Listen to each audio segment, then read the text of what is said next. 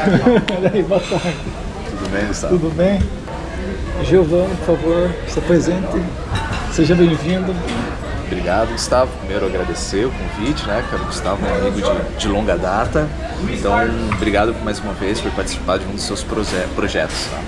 Bom, meu nome é Giovanni Camargo, eu tenho 34 anos, sou nascido e criado em Paranaguá, mais especificamente em uma das ruas mais importantes do punk rock da cidade, né? Que é uma das ruas que teve a primeira loja especializada em punk rock e hardcore, que foi título independente. Era a mesma rua que o Autocratas ensaiava. Para quem não sabe, Autocratas é a banda punk do nosso host.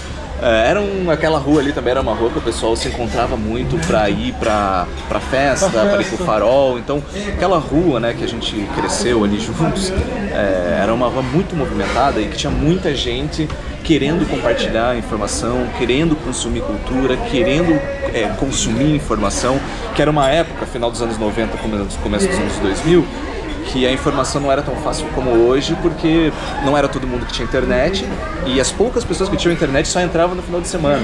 Então a informação era física, né? As pessoas imprimiam, imprimiam zine, escreviam textos, distribuíam, trocava disco, trocava CD pessoalmente, né? E eu, como uma criança ali, né, observando vocês que já eram mais velhos, fazendo essa troca de informação, né, e consumindo cultura subversiva, nesse momento eu era muito mais um observador do que alguém participando, né? E, enfim, vocês eram mais velhos e meio que me adotaram, assim, né, naquele momento. Eu diria que, assim, com 13, 12, 14 anos já tinha textos de filósofos anarquistas circulando na minha mão, assim, né? Com 13 anos já tinha lido ali Bakunin, Proudhon, né, já também lia Nietzsche, né, mas numa perspectiva mais anarquista, né, dos textos de autores anarquistas que faziam uma leitura sobre Nietzsche, né, sobre nihilismo. Eu lembro a primeira vez que eu li um texto do Foucault, inclusive foi nosso amigo Vinícius Prado, que me indicou. Eu lembro que eu comprei um pad do Independente, que era um menino com uma cabeça assim de bomba, escrito embaixo, porque as escolas se parecem com prisões, né? E daí o Vinícius Prado falou assim: pô, cara, isso é uma pergunta fundamental que o Michel Foucault, um filósofo, vai estudar, tal, lá em Vigiar e Punir. E aí depois nosso amigo Luigi imprimiu no trabalho, o livro inteiro da impressora do trabalho, o Vigiar e Punir. Então, desde muito cedo eu tive acesso a esse tipo de conteúdo subversivo, assim, né? E esse know-how, digamos assim, de filosofia anarquista, né, e de pensamento e cultura punk, né, que eu fui ter ali na infância, eu fui crescendo, desenvolvendo isso, e na fase adulta eu resolvi profissionalizar isso, né, cara. Estudei tanto, gostei tanto dessas discussões, é o caminho. É o que eu vou fazer na minha vida, né.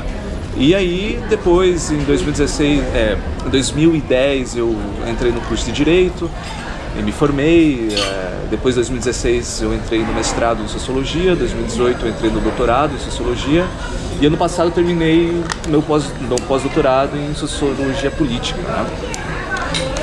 E essa fase, né, lá na rua, né, com contato com esse pessoal, foi o que construiu essa base para hoje eu ter minha atividade, pensar o mundo, né, agir, o que eu penso para mim, o que eu penso para as pessoas ao meu redor, né. Então aquela vivência ali de rua foi fundamental, assim, né. Não só a Título Independente, depois teve, também é importante falar de uma outra figura muito importante, que foi o Rodrigo Ross, né, que teve a On Rock, né, que é uma pessoa, assim, que eu admirava pela postura de vida dele, assim. Era um cara, pra quem não conhece, o Rodrigo Ross é uma das figuras, assim, mais icônicas do rock parnanguara, né. Ele faleceu há uns anos atrás, e ele era uma pessoa que sempre estava ali, e não dava certo, ele tentava de novo, e essa persistência, cara, a resiliência que o Rodrigo tinha, ele já era adulto, era uma criança, né. Isso me influenciou muito, assim, né, o contato com esse pessoal mais velho. Eu acho que hoje eu mantenho toda uma coerência, né, cara, com aquilo que eu vivenciei lá, né. Até essa questão de resolver ser um cientista, né, e estudar o sistema de justiça, estudar a sociedade, estudar o Estado, ela veio, assim, eu lembro perfeitamente quando começou o meu interesse pela ciência, que foi depois de eu ler um conjunto de autores que são chamados os autores do neo-ateísmo, né? São autores que começam a escrever depois do 11 de setembro e começam a falar como que aquela questão da Guerra Santa e ataques religiosos, né, começam a fazer uma crítica radical a isso, né? Principalmente um autor chamado Richard Dawkins, né? E aí ele vai mostrar, né, como a importância da ciência daquele momento. E depois o outro autor que não é neo-ateu, né, mas é o Carl Sagan, que é da astrofísica. O Dawkins é da biologia e o Carl Sagan é da astrofísica. Ele tem um livro chamado O Mundo Assombrado pelos Demônios e a Ciência como uma Luz na Escuridão, algo assim, né? E eu já tinha vindo da discussão sobre ateísmo e da crítica radical à religião do movimento punk, né, e tudo que envolve, né, discussão sobre legalização do aborto, né, enfim, que a gente já circulava em textos assim, né. E eu fui crescendo e fui achando que a ciência, de fato, era um mecanismo interessante para a gente conseguir visualizar melhor nesse mundo assombrado pela ignorância, né, cara, pelo preconceito, pelo racismo, pela exploração de classe, né. E, enfim, foi aí que eu comecei a traçar minha vida profissional e eu tô aqui, né? Como hoje professor, né, também, de Direito, Sociologia. Hoje você é professor de Direito e Sociologia. Acho legal que daí dá para entrar já na primeira questão aqui. O que é direito para você, né? E quais são os desafios do sistema de justiça, né, jurídico, assim, como se pode analisar? Cara, o direito, ele nada mais é do que uma ferramenta de controle social. Dizem que o direito é uma ciência, não é nada, né? Direito é ferramenta de controle social, cara. E como ferramenta de controle social, ela serve para produzir ordem. Em outras palavras, né, o direito ele serve para produzir uma organização social, ele ajuda a organizar a sociedade, é uma das ferramentas mais eficazes, né, porque o Estado ele tem o monopólio legítimo da violência. Então, se você não obedecer o que o Estado quer... Se o Estado canetear, dá poder, digamos assim. Ele dá poder para tirar você da sua casa, para te colocar numa cadeia, para te aplicar uma multa, para sequestrar seus bens, para, enfim, sequestrar seu dinheiro do banco, né. O Max Weber vai definir o Estado como um monopólio da violência legítima, né. Então, o direito, né, ele produz uma organização social. Então, qual é a grande questão? A questão para nós sociólogos é tentar entender que tipo de organização social o direito está produzindo, né?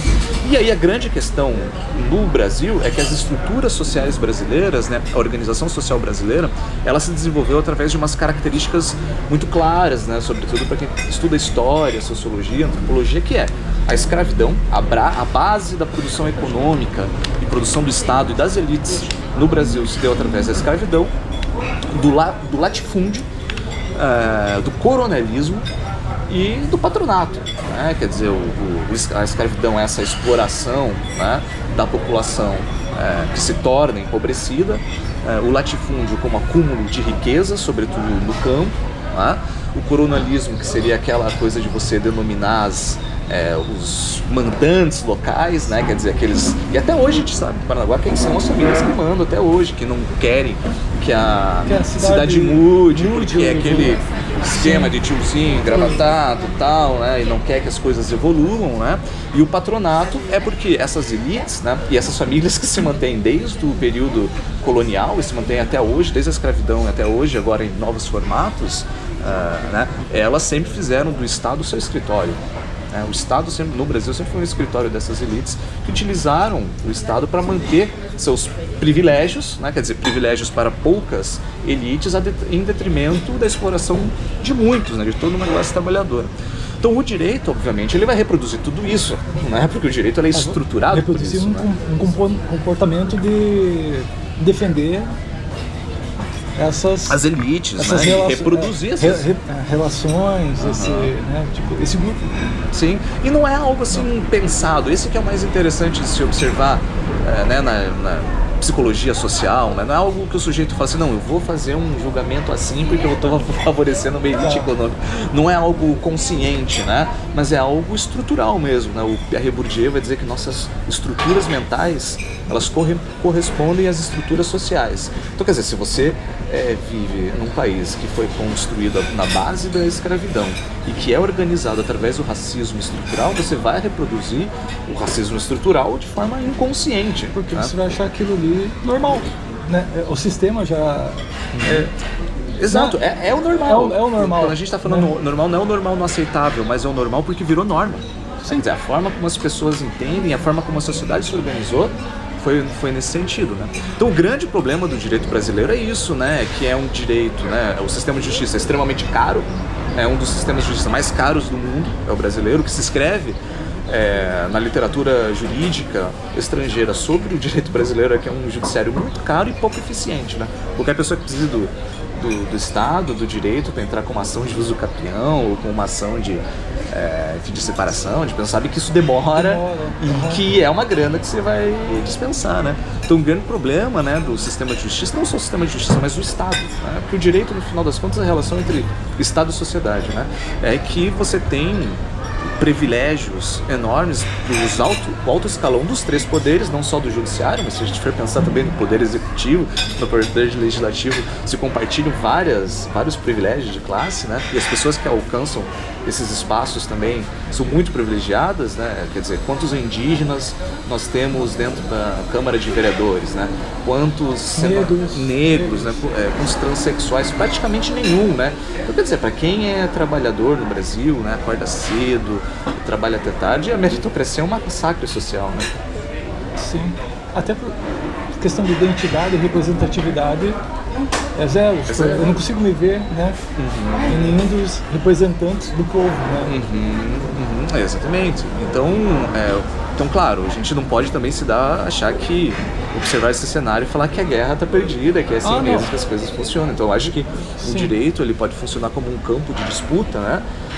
De que tipo de organização social que a gente quer mudar, né? Então, é por isso que eu acredito em pessoas, né, que, como eu, né, eu vivi o movimento punk, né, e vivenciei todo o movimento anarquista. Agora, na minha fase adulta, não tem como esquecer tudo aquilo que eu aprendi, porque esquecer essas coisas é como se eu não tivesse chão, cara. Como se não me reconhecesse, é como se eu olhasse no espelho e não me reconhecesse, como se eu olhasse para trás e não existisse nada. Então, a forma como eu vou agir, né, cara, eu não sou operador de direito, mas eu formo, né, juristas, né, eu sou professor de direito há 8 anos, já perdi as contas de quantos advogados eu formei, né, quantos professores eu já formei. A minha contribuição é de que tentar fazer com que as pessoas pensem o direito como uma ferramenta de produzir justiça social, né, emancipação social, em democratizar a sociedade, né, em dar visão para aqueles que sempre foram excluídos, né, e não como uma ferramenta de controle negativo, né, perverso. Justiça para quem foi negligenciado, né, para quem precisa, né, realmente, né, eu entendo. Nesse ponto, eu gostaria de puxar,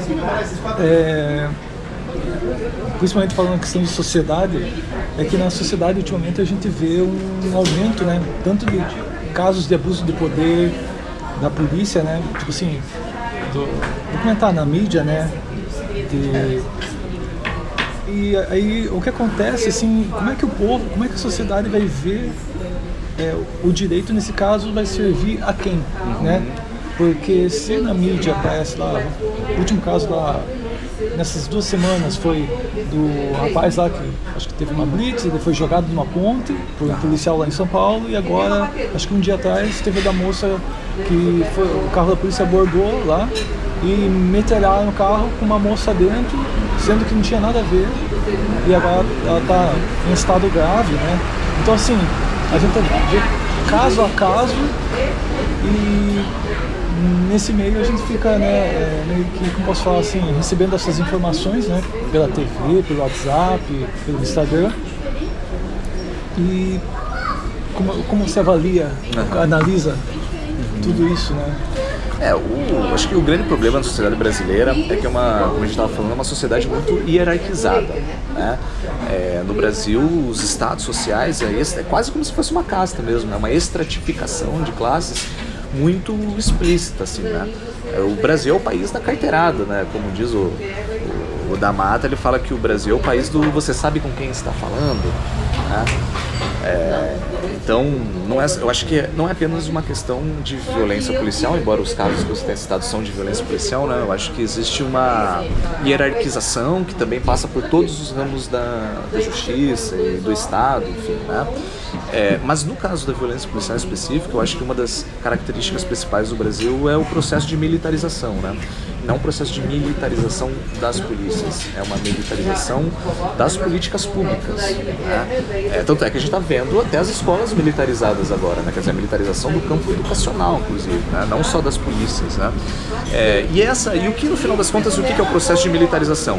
O processo de construção de inimigos, né? Quer dizer, de pessoas indesejáveis e que você precisa eliminar. Né? Se a gente for ver, por exemplo, a construção da Polícia Militar, a Polícia Militar é uma polícia criada, né, no Império não para proteger a sociedade, mas para proteger o Estado, a elite. Né? Com a entrada da República, claro, isso é reformulado, né? As polícias militares, por exemplo, passam a ser aquarteladas, e na ditadura de 64 é que a polícia militar começa a fazer a ronda de rua.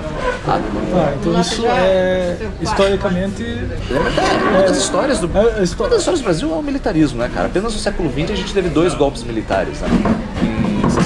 Em 64 a nossa democracia é muito frágil, então, digamos assim. Primeiro, é muito recente, porque a nossa democracia é de 88, né? A nossa Constituição Federal é de 88. A gente veio de 2 golpes militares, e antes disso o que tinha? Tinha império e tinha escravidão. Né? Então, a principal marca do Brasil é uma sociedade extremamente hierarquizada, estratificada por raças e por classes, né? Que se utiliza de questões militares para a identificação de indivíduos indesejáveis, né, para inimigos e a eliminação desses inimigos. Né?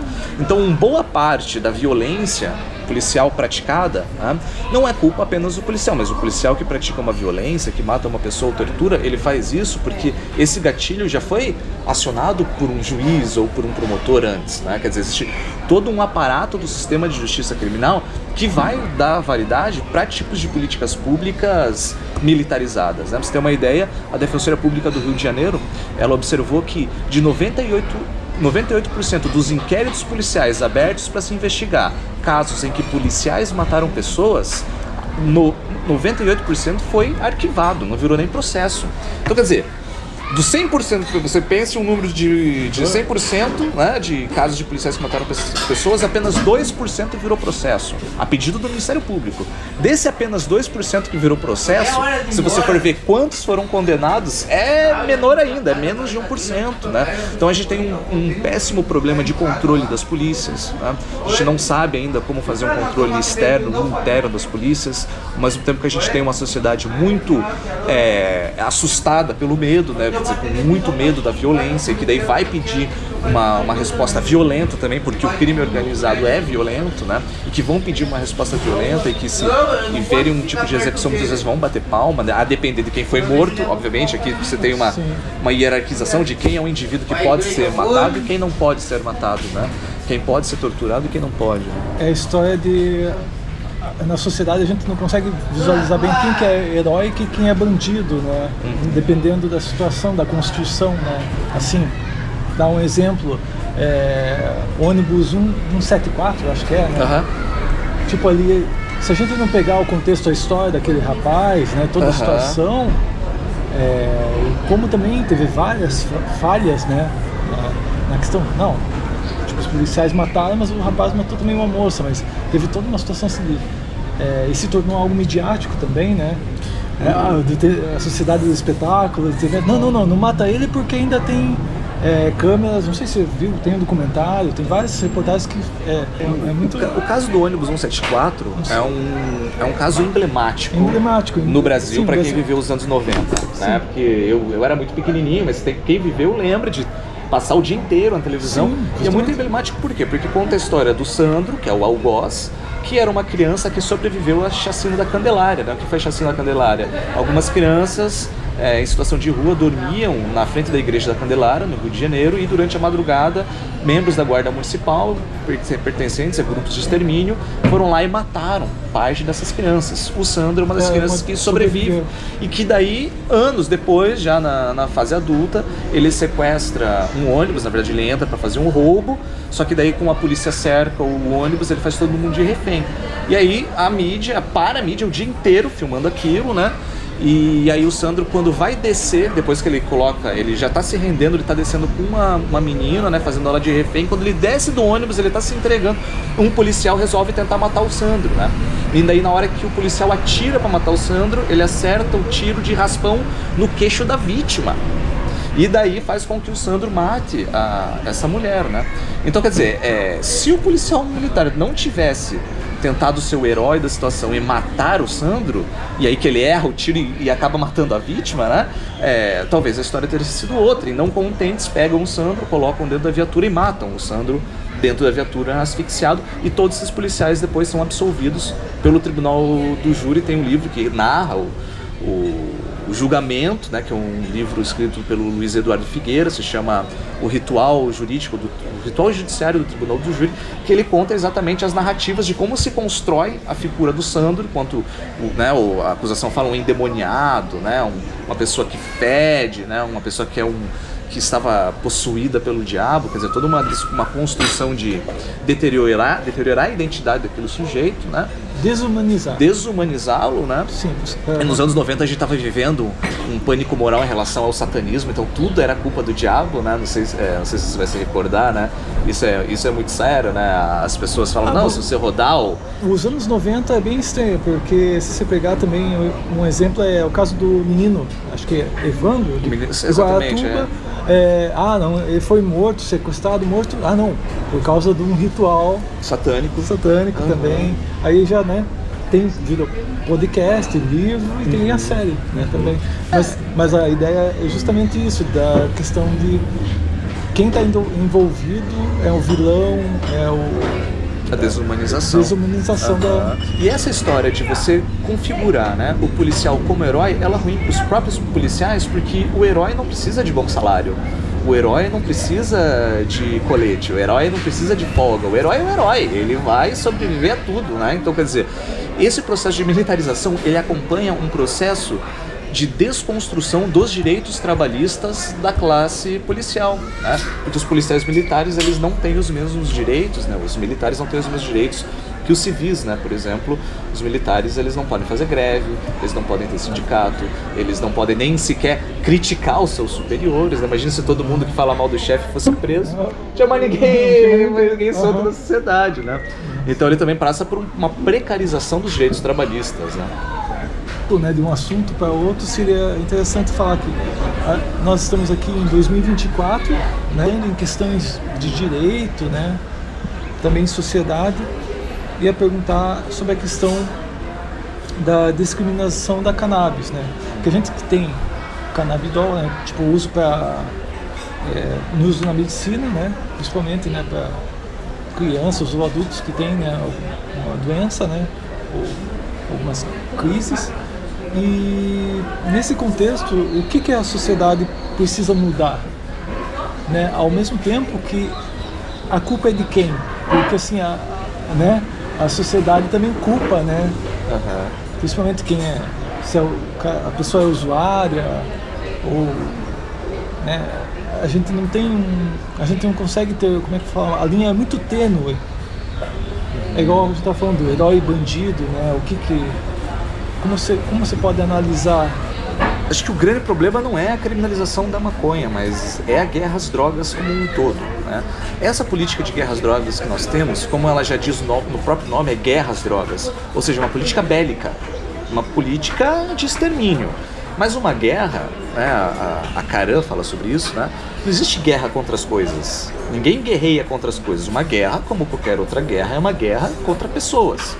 Então, a guerra às drogas, né, qual é o resultado disso que a gente tem? Né? Para quem não sabe, a guerra às drogas, como a gente entende hoje, ela é algo muito recente na história do Brasil. Né? A guerra às drogas, como nós entendemos, ela chega nos anos 70 no Brasil. Né? Nos anos 70 a gente está vivendo o auge da ditadura militar. Então, para começar, né, boa parte da legislação antidrogas que os países da América Latina têm, em boa parte foram construídas dentro das ditaduras militares por pressão das agências estadunidenses, né? A gente sabe, o Carlos Fico, historiador, tem um trabalho profundo sobre isso, sobre a influência das ditaduras militares da América Latina no Brasil, né? Quer dizer, com financiamento, né? Naquilo que se chamou de Projeto Condor, né? E embora os Estados Unidos nunca teve ditadura, eles distribuem ditadura na América Latina, né? E os Estados Unidos forçam esses países aqui da América Latina que estavam na ditadura a criar legislação antidrogas. Então, boa parte da ideologia, dos dispositivos, dos princípios que legitimam a guerra às drogas hoje na democracia vem da ditadura. Então, o que eu quero dizer é o seguinte, que a lei antidrogas hoje no Brasil, ela adota princípios que não são inconstitucionais do ponto de vista democrático. Elas são justamente contrárias às lógicas democráticas, porque elas perpetuam e reproduzem lógicas que vêm da ditadura dos anos 70. Nossa lei de drogas é de 2006, mas parte da sua herança, sua técnica de escrita legislativa vem dessa época. Então é uma das piores leis penais que a gente tem hoje é a lei de drogas. Tanto é que o Supremo acabou de declarar inconstitucional a criminalização de maconha até 40 gramas, né? Ou até 6 pés de maconha. Então, bom, pensando nessa realidade, qual é o grande problema das drogas em Paranaguá hoje? Para mim, é os homicídios, né? Não sei se você sabe, mas Paranaguá ela é a cidade que mais se mata no Paraná, depois de Curitiba, que é a capital, né? É uma das cidades que mais se mata no Brasil, já passou a média nacional de homicídios, né? Então, os homicídios em Paranaguá, eu tenho acompanhado isso, tenho pesquisado isso. A partir de 2016 ele só tem aumentado, um aumento assim, estrondoso, a situação é realmente preocupante, né? E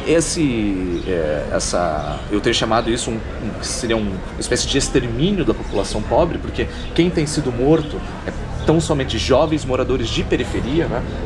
Esses altos níveis de homicídio em Paranaguá não atingem as classes médias, né? Como atingem as populações pobres. A gente tem bastante pesquisa científica sobre isso já em Paranaguá, mapeando, né, e georreferenciando essas mortes, né? E ela é provocada por organizações criminosas que disputam o território das drogas em Paranaguá, mas que se fortalece através do encarceramento. Quer dizer, quanto mais pessoas presas, mais essas organizações criminosas têm se fortalecido, têm juntado soldados para os seus grupos e que depois passam a atuar de maneira violenta, né?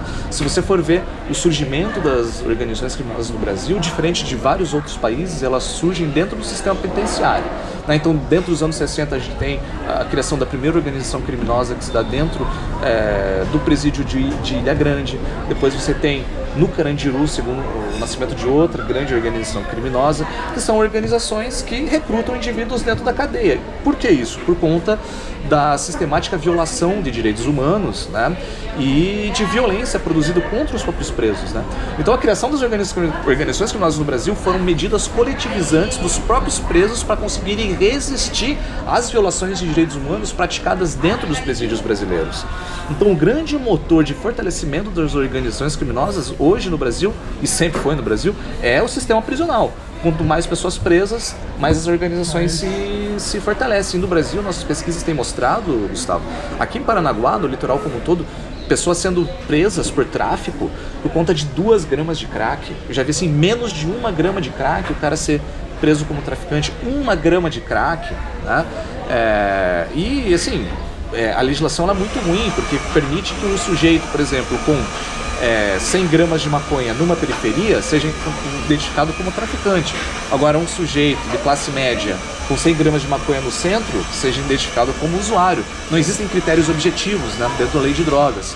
Então, o que eu acho que é uma das leis mais injustas, né, e que não se adequam aos princípios democráticos. Eu acho que o fim da guerra às drogas ela é fundamental para a gente superar essa violência. Enquanto a gente apostar nessa política de aprisionamento em massa, eu acho que as coisas só vão piorar. E eu não consigo ver índice de melhora para nós aqui no litoral de Paranaguá, porque a gente está insistindo numa política desde os anos 70 que só fortaleceu as organizações criminosas, que tem disparado os níveis de homicídio em Paranaguá, e ninguém pensa em mudar essa coisa, né? E por que não se muda? Ou é porque as pessoas são muito inocentes, ou porque tem gente ganhando muito dinheiro com isso, né? Você pode me falar alguma coisa sobre ditadura militar?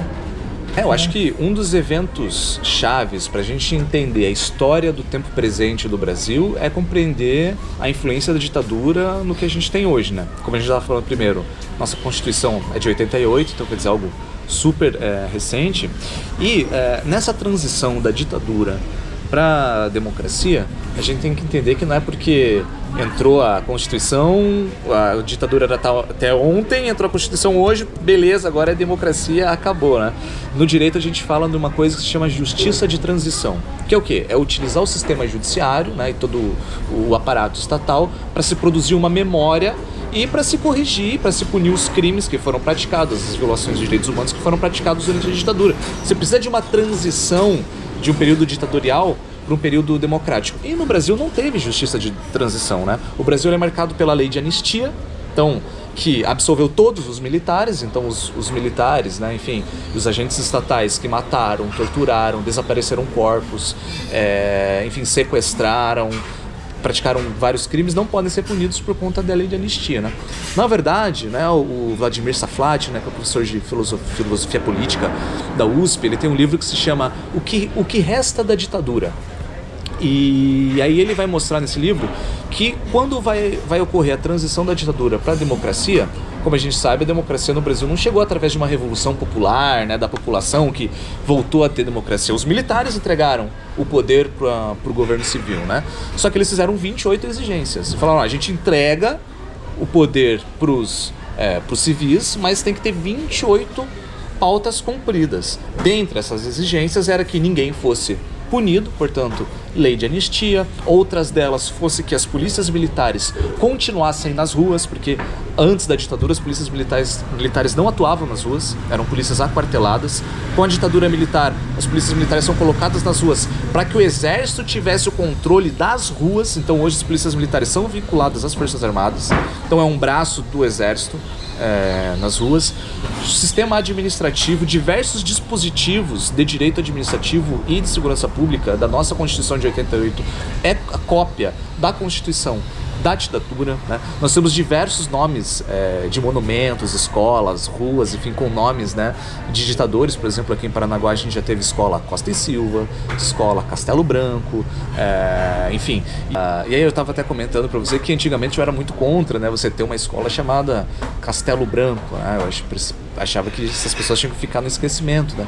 Mas eu acho que a gente precisa produzir uma memória, né? Já que tem uma escola com o nome de um ditador, vamos falar então quem era Castelo Branco, né? Como que esse cara chegou no poder através de golpe, de forma criminosa, né? Usando fuzil, tanque de guerra, falando pro presidente democraticamente eleito, ou sai ou morre, né? Que é basicamente o que queria ser feito de novo no Brasil, né? Então o Brasil, por falta de uma justiça de transição, também não construiu uma memória sobre a ditadura como um processo traumático pelos altos níveis de violência praticado contra a população. Então muita gente acha assim, não, na ditadura não tinha corrupção, na ditadura era tudo bom, né? Por que as pessoas acham que na ditadura não tinha corrupção?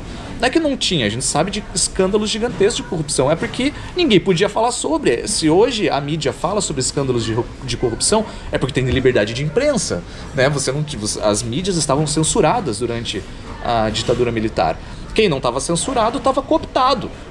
Então a família Marinho ganhou estrelas, né, de ditadores. É por isso que ninguém falava de corrupção. Então não é que não existiu, mas é que foi censurado, né?